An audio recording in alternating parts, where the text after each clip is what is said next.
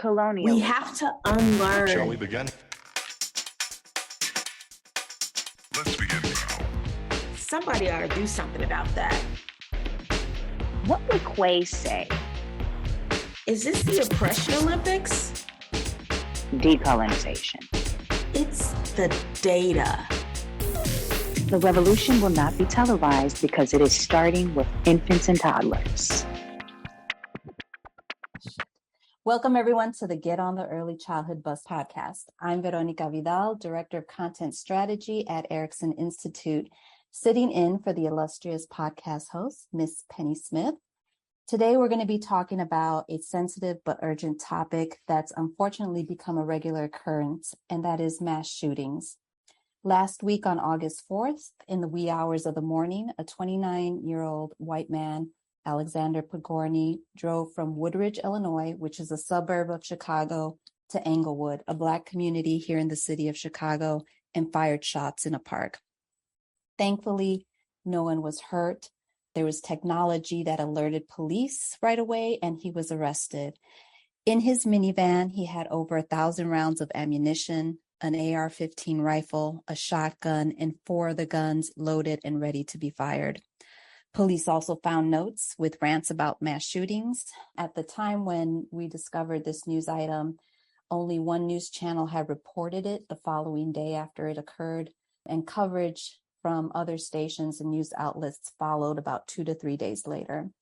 So all of these facts lead us to believe a Black community in Chicago was the specific target for a potential mass shooting.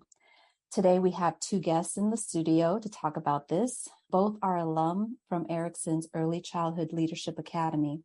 We have State Representative Sonya Harper, who represents the 6th District here in the state of Illinois, which includes Englewood. We also have Jennifer Alexander, who has been a force at many early childhood policy tables and is currently an early childhood educational specialist working with teachers who are in the classroom at Chicago Public Schools. Jennifer is a former 33-year resident of Englewood, and Senator Representative Harper also is a resident of Englewood. Ladies, welcome to the podcast. Good to be here. Thank you, Veronica. Thank you. So I'd like for us to get started with identifying the fire starters in this situation, namely gun violence, white supremacy. What were some of the reactions you had when you first learned about this? Well, for myself, one of the first reactions that I had, one was, wow, why didn't I hear about this a lot more than I had? I think I heard about it through a phone call. I can't really say that I'm up on the regular news, probably as I should be, but I am a former journalist, so I kind of know what's going to be on it from night to night. It's definitely not something that folks that I hear are talking a lot about in the streets. And so I guess my first reaction, it was, why was there not as much coverage, about this one as there have been related incidents in the past? Yeah, and for me, I think to Sonya's point about, not hearing about it in the streets, it for me, when I heard about it, I was like, is this fake news? And, the individual that sent it to me was like, well, this is the only source currently. And so I immediately started looking for additional news sources to find out if this was even true or not. Because again, something of this magnitude, why wouldn't we know about this? There's an early learning program, maybe 2 blocks from there. We got a school right there. Of course, this is the Chicago Park District where children and families congregate frequently. I mean, regardless, people think because it's Englewood, folks don't come out, but families congregate frequently in these parks. And so that was my first gut reaction. Like, okay, is this even true? I think that there's still opportunities for the media to really shine a light on potential mass shooter, right? That they have now, that the police have in custody. There's still more information that the community deserves to have. What is his background? What was his motivation? Is he connected to a larger network? We don't know. And so there's an opportunity to put more scrutiny on him to ensure that he is brought to justice. In this case specifically, I think there are some other things here at play that we have to look at. There's an overall thought that that gun violence is okay in certain communities, right? It's okay for gun violence to prevail in Englewood, or we're used to hearing about that, right? So maybe that's the reason why it didn't make news. Whereas, if this happens in another place where maybe they don't see as much gun violence, then my phone's ringing off the hook from people in the suburbs about gun violence. But yet we beg all day to fight gun violence in the urban communities. And there's just not that same type of response, I'd say, from a political will standpoint.